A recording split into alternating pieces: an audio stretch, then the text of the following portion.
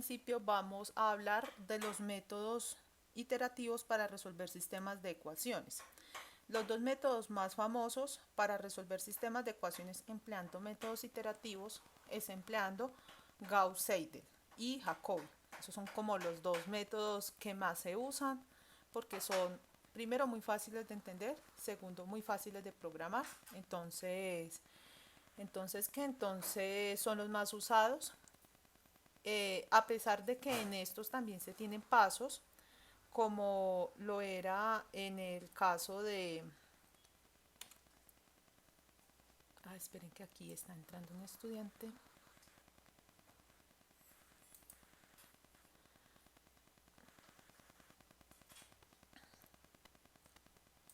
Entonces, en el caso de... ¿Cuál es la diferencia pues entre los métodos que veníamos trabajando y Gauss, Seidel y Jacobi? Que los métodos que veníamos trabajando realmente no nos acercábamos a la solución real, sino hasta el final del proceso. En los métodos que veíamos de eliminación gaussiana, LU, Cholesky, etc. En cambio, en estos métodos iterativos, con cada paso que vamos haciendo, dependiendo del problema que estamos resolviendo, nos vamos acercando a la solución.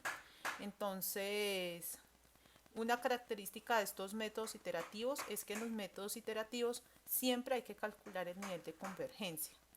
En nosotros no hay que calcular nivel de convergencia porque nosotros llegamos, si se pueden resolver, a soluciones exactas. En cambio, en estos, como es un método numérico, ya este es un método numérico propiamente, entonces toca calcular los niveles de convergencia, los cuales la forma de calcular, si bien están en el capítulo 4, retomo la forma de cálculo para que cuando ustedes estén haciendo los procedimientos de Gauss-Seidel y de Jacobi y otros que también vamos a ver, pues los puedan calcular. En el examen, si les sale un método iterativo, deben calcular porque el límite de parada en estos métodos es el nivel de convergencia deseado. Si digamos mi nivel de convergencia es de 5% y yo alcanzo en la última iteración un nivel de 2%, yo ya puedo parar la iteración. Pero si tengo un 7, tengo que seguir haciendo los mismos procesos hasta llegar al último nivel de convergencia deseado.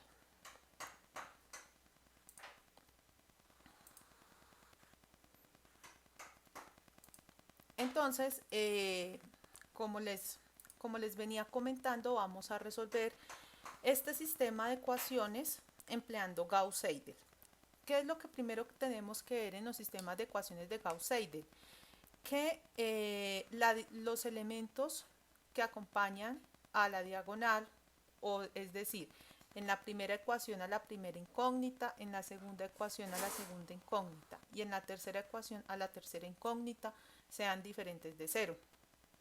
¿Por qué deben ser diferentes de cero? Porque ya van a ver que parte del algoritmo es dividir por el coeficiente que acompaña esa variable. Entonces, si hacemos una división entre cero, nos va a dar una indeterminación.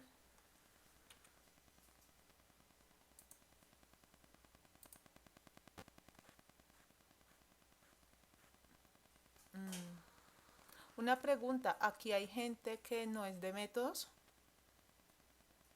O sea, en mi grupo de métodos. Buenas tardes.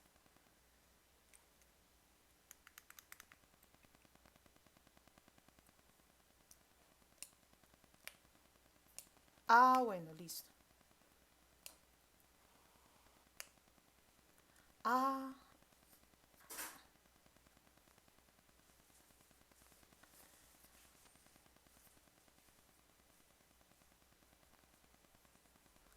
bueno, listo, es que estaba como muy llover porque...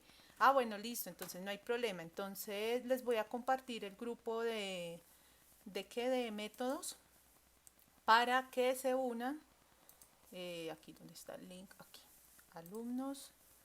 Les voy a compartir el Classroom para que se puedan unir y se puedan enterar de todo lo que hemos hecho pues en la materia, ¿listo? Sí, total, no hemos visto materias, pues temas complicados. Hemos visto al principio de métodos numéricos es más que todo un repaso de lo que ustedes ya vieron en otras materias. Y pues todo esto de Gauss-Seidel y Jacobi, que esto ya es como lo nuevo que están viendo ellos. Listo. Entonces, si quieren nos quedamos al final de la sesión, las personas que, que están nuevas y yo les explico pues más o menos cómo es el curso. Listo. Bueno, con mucho gusto. Entonces, continuando, como les venía comentando, en la primera ecuación la variable que acompaña x1 no puede ser 0, es decir, esta constante no puede ser 0, esta constante no puede ser 0 en el caso de x2, y en el caso de x3 esta constante no puede ser 0. ¿Por qué? Porque si parte de este algoritmo consiste en dividir algunas ecuaciones entre estas constantes. Si alguna de esas constantes es 0, pues estoy generando una división entre 0. Y sabemos que esa división entre 0 pues no es posible, ¿cierto? Entonces, esa es una de las condiciones para hacer Gauss-Seidel. Si no tenemos esa condición, pues lastimosamente no podemos aplicar Gauss-Seidel. Entonces vamos a resolver esta ecuación empleando Gauss-Seidel y Jacobi. Primero Gauss-Seidel y posteriormente Jacobi.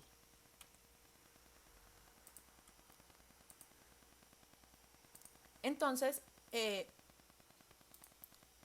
lo primero que debemos hacer es asumir unas variables de entrada. Siempre que vamos a trabajar con métodos numéricos, es decir, con procesos iterativos, debemos tener en cuenta que debemos asumir las variables x1, x2, x3, x4, x5, pues dependiendo del número de variables que yo tenga.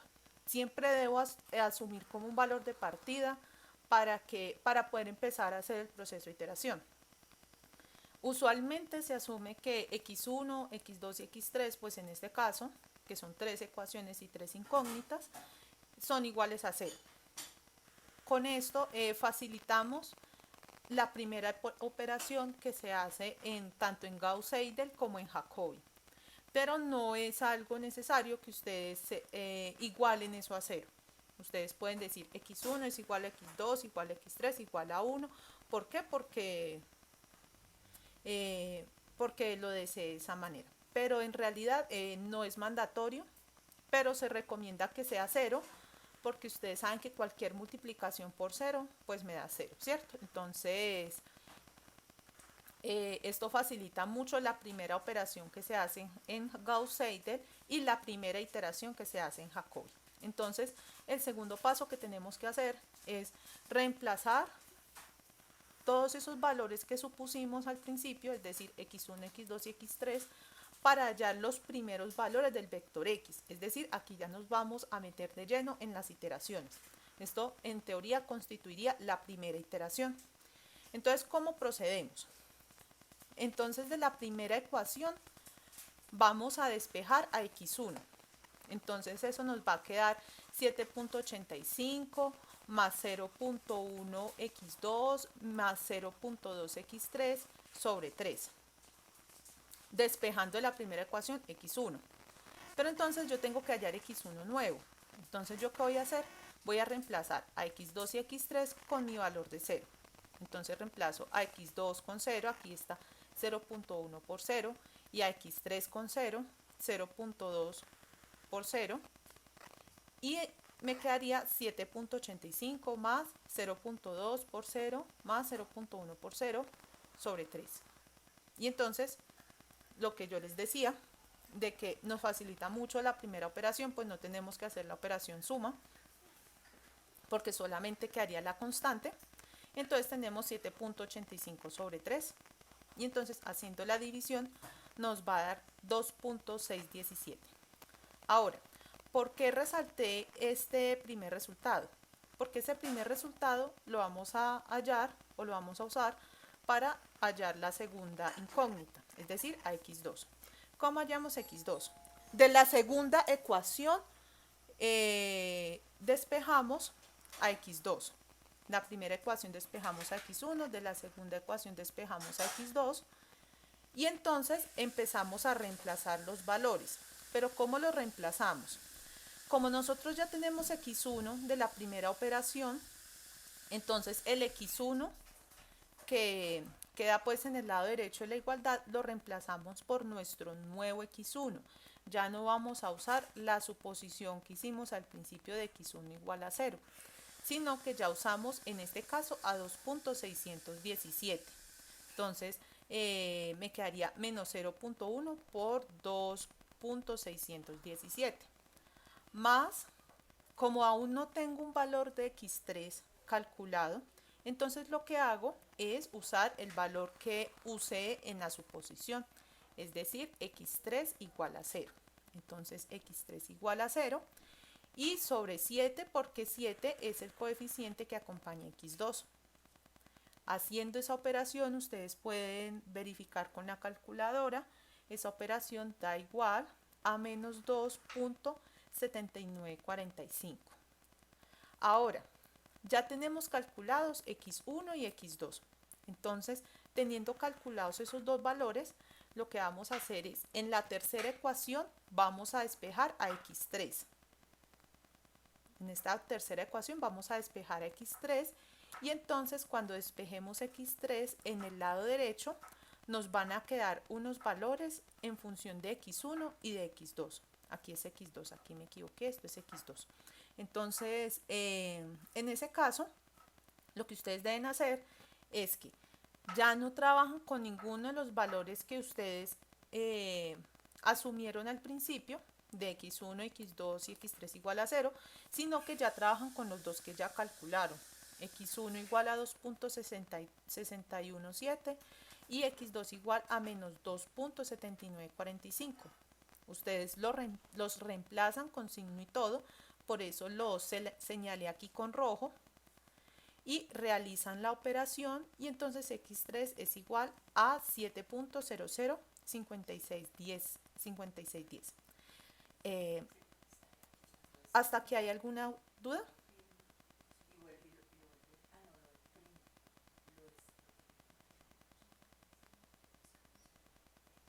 ¿No? Bueno, entonces, si tienen alguna duda, me la comentan, ¿listo? Entonces, para que quede claro el proceso de Gauss-Seidel. Este proceso de Gauss-Seidel es igual para todos los sistemas de ecuaciones. Recuerden que debemos tener el número de incógnitas igual al número de variables, perdón, al número de ecuaciones, para que se puedan resolver empleando Gauss-Seidel y Jacobi. Eso es algo fundamental. Si ustedes ven que yo tengo dos ecuaciones sin tres incógnitas, no lo pueden resolver por estos dos sistemas.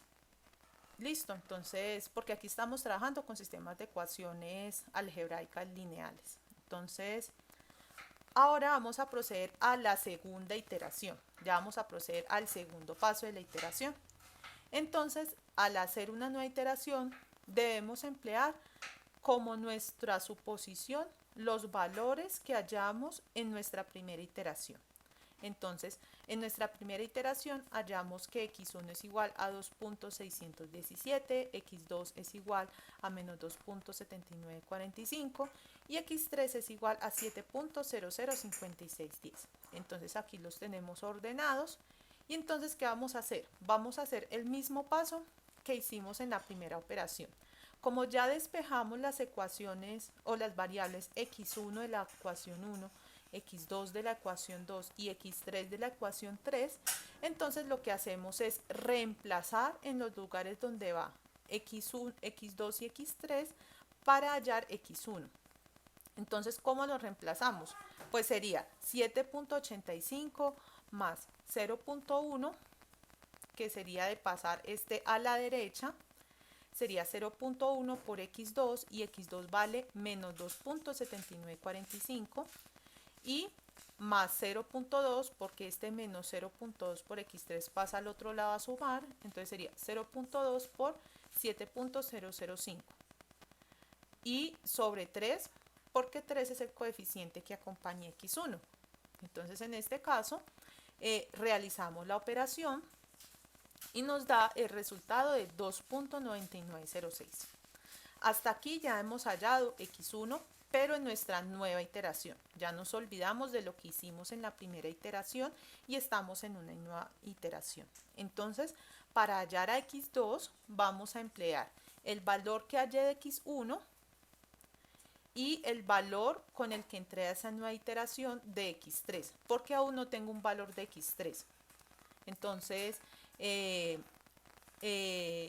reemplazo en la fórmula que había hallado, entonces menos 19.3 menos, porque este 0.1x1 pasa al otro lado a restar, menos 0.1 por 2.9906, miren aquí reemplazo mi x1, y este más 0.3, porque este menos 0.3 pasa al otro lado a restar, perdón, a sumar, y entonces sería 0.3 por su variable, que sería x3, y en este caso nosotros entramos a nuestra nueva iteración con 7.005.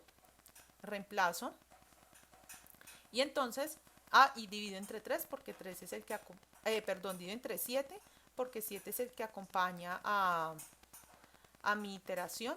Entonces me da menos 2.4997, aquí va un 7.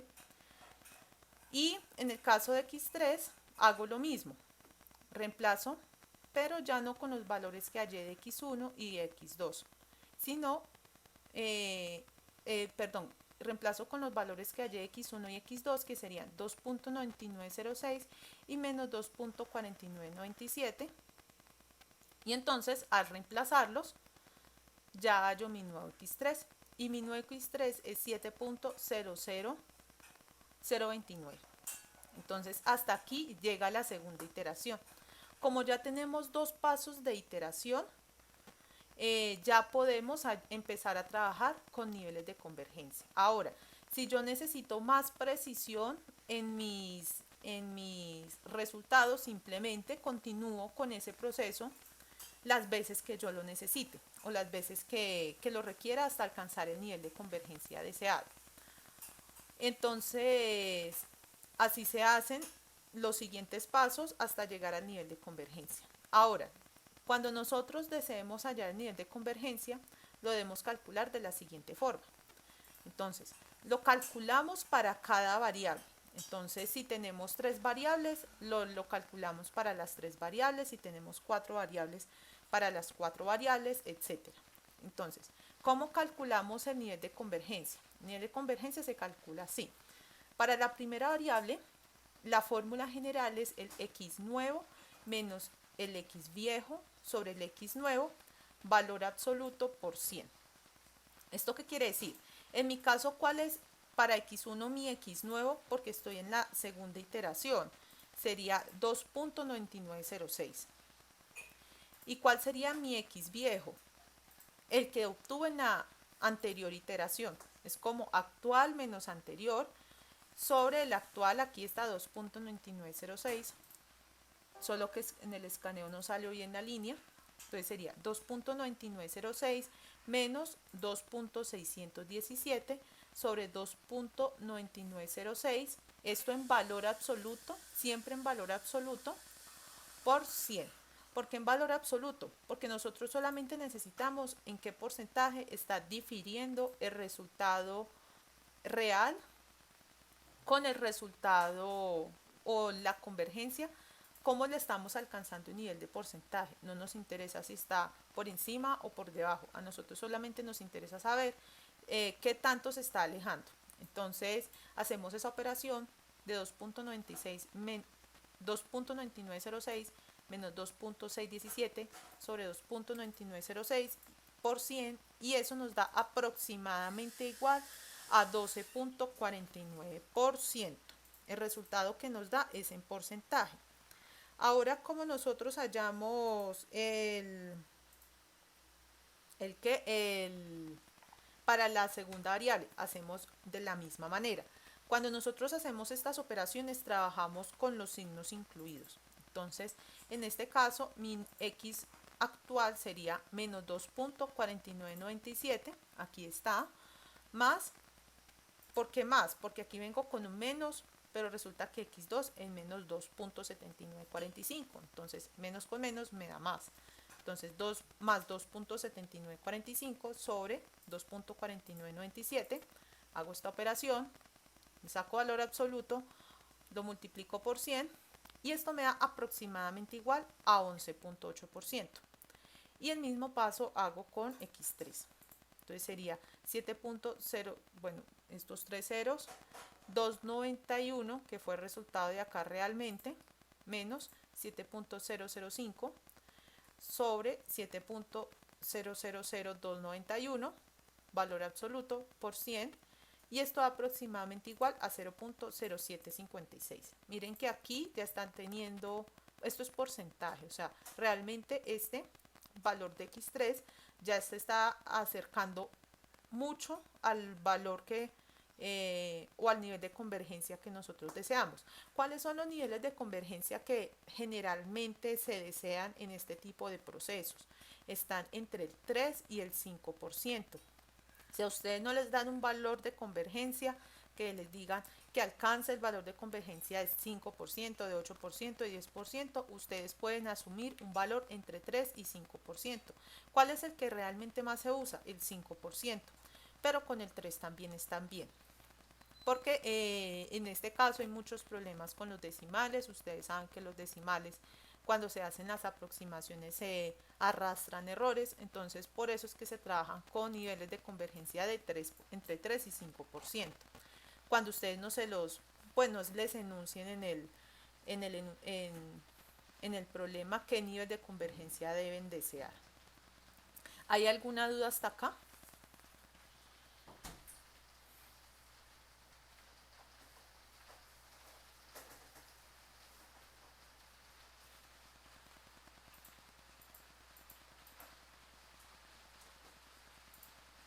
No, las tres deben dar. Si las tres no dan, se debe seguir con el proceso de iteración. El número de variables debe alcanzar ese nivel de convergencia, porque eso no, si solamente me alcanza una variable, solamente estoy solucionando una variable realmente. No estoy solucionando las otras dos con el nivel de precisión que se necesita.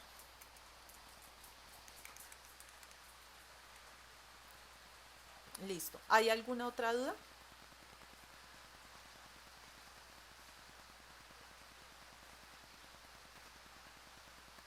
¿No? Bueno, entonces Gauss-Seidel es un poquito complicado de asimilar al principio, pues por lo que toca tener en cuenta que siempre se está, esto se llama una actualización de las fórmulas, siempre se están actualizando. En cambio, ya vamos a ver que en Jacobi no vamos a tener ese proceso de actualización. Ahora vamos a resolver la ecuación, el sistema de ecuaciones anteriores, pero empleando el método de Jacobi. ¿Qué es lo que dice el método de Jacobi?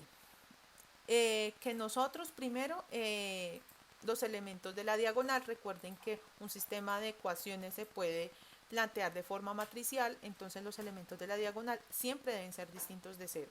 Es decir, lo que acompaña a cada ecuación, el número de variable que indica el número de ecuación, pues debe ser distinto de cero. Es decir, en la ecuación 1, la variable 1 debe ser distinto de 0, en la ecuación 2, la variable 2 debe ser distinta de 0, y así sucesivamente.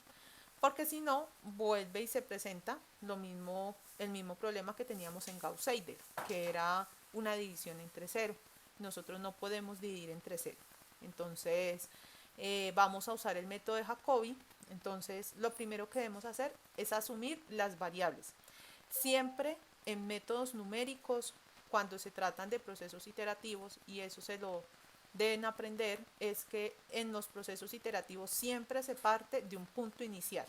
Eso se llama un punto inicial. Pues porque como esto realmente es un método que a partir de ese punto inicial va a tratar de encontrar la solución, entonces él necesita ese punto de partida. Y entonces lo que yo les digo, usualmente se asume que ese punto de partida para Jacobi sea 0. ¿Por qué 0? Porque nos facilita mucho la primera iteración, toda la primera iteración que vamos a hacer, y ya van a ver por qué. Entonces, en el caso de de Jacobi asumimos que todas las variables son iguales a 0 en el primer paso. Ahora ya vamos a entrar a la iteración, a la primera iteración. Entonces lo que hacemos para x1 ya esa operación nos es familiar pues porque venimos de Gauss-Seidel. Entonces en la primera ecuación, la primera variable, reemplazamos nuestros ceros y pues no tenemos que hacer la operación suma, simplemente sería la constante 7.85 sobre 3. 7.85 sobre 3, que es igual a 2.617. Ahora, vamos a hallar la segunda variable. Aquí es donde viene el cambio con respecto a Gauss-Seidel. En Gauss-Seidel recuerden que tendríamos que usar a x1 nuevo para calcular nuestro x2. En Jacobi no lo tenemos que hacer así. Usamos siempre en esta primera iteración los valores que hallamos o los valores que asumimos más bien en el primer paso. Entonces, ¿qué pasa en este caso? Que para hallar x2, pues x1 y x3 van a ser iguales a 0. x1 y x3 van a ser iguales a 0 y entonces simplemente es dividir la constante menos 19.3 sobre 3 y eso nos va a dar menos 6.433 y en el caso, sí, aquí me equivoqué, pero creo que la operación está bien.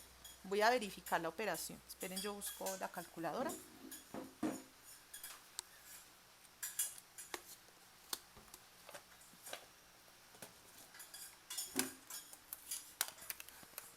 Sí, ahí es sobre 7. Y si es sobre 7. Ah, bueno, un problema. Una ventaja de los métodos numéricos es que si ustedes cometen un error en uno de los pasos, ustedes rápidamente se pueden recuperar de ese error. Es una ventaja de estos. En cambio, en los otros métodos, si ustedes cometen un error, no se pueden recuperar del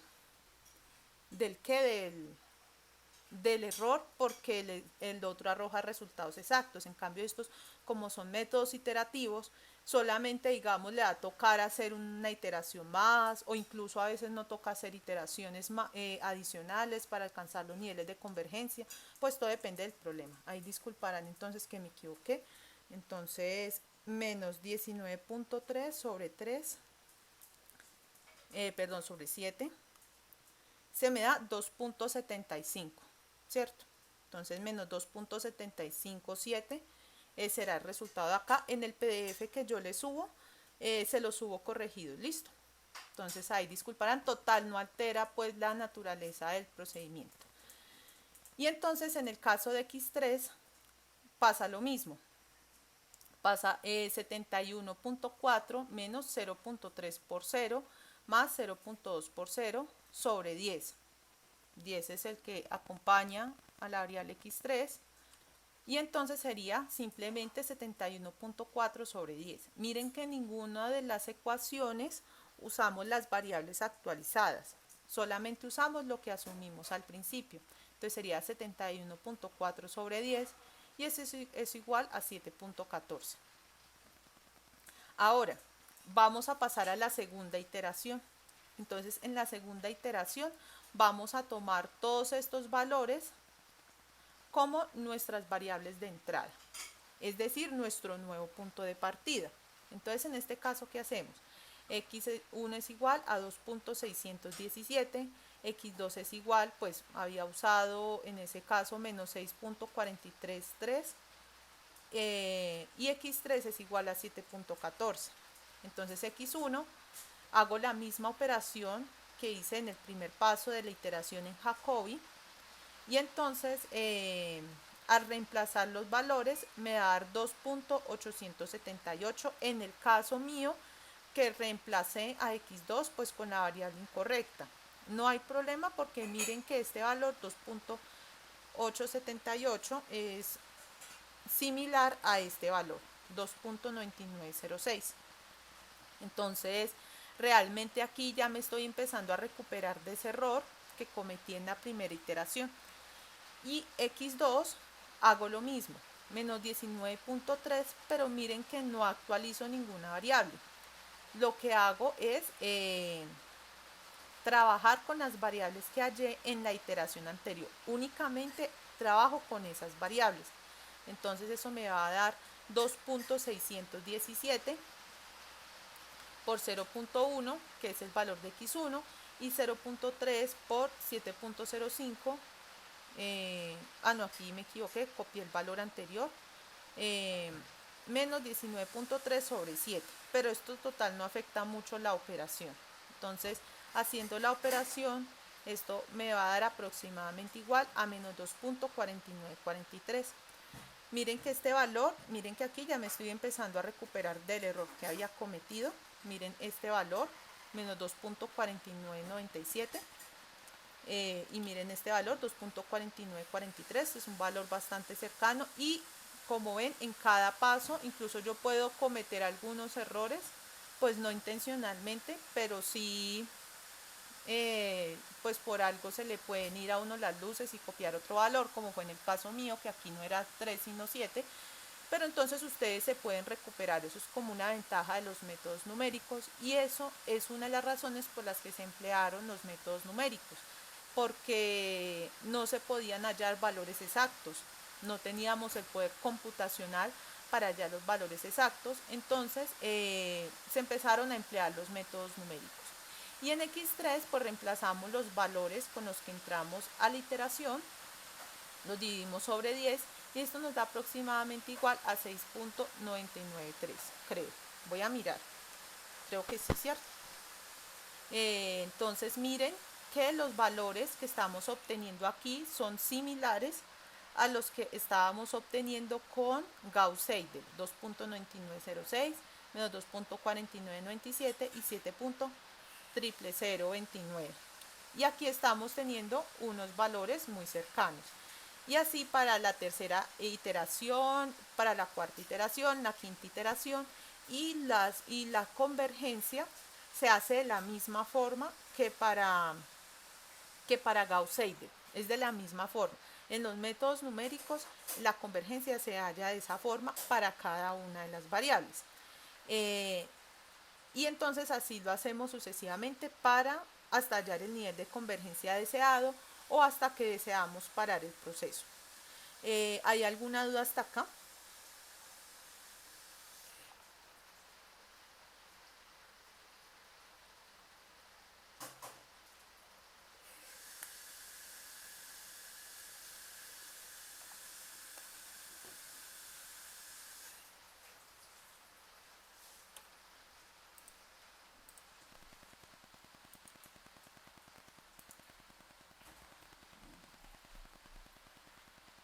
No, bueno, entonces vamos a continuar